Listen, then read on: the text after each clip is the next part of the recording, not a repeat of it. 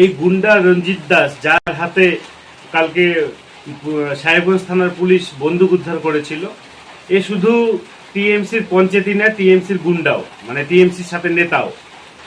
ইনি ভোটের সময় ভোটের বুথে র্যাগিং করার চেষ্টা করেছিল। সেই সিসিটিভি ফুটেজ যদি চেক করা যায় ওনার বুথে, একদম স্পষ্ট ওনার মুখ দেখা যাবে। ওনার সাথে বাকবিতণ্ডা হচ্ছিল আমাদের জিএস সুকান্ত বর্মনের মণ্ডল, ওই মণ্ডলের জিএস সুকান্ত বর্মনের সাথে প্রচণ্ড বাকবিতণ্ডা হয়েছে।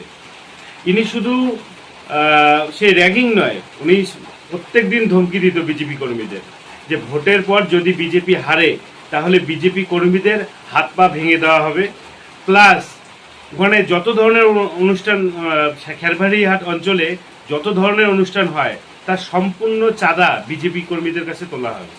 খুবই অত্যাচারিত ছিল এর হাত দিয়ে ওখানকার কর্মীরা। পুলিশ একদম সঠিক মানুষকে ধরেছে।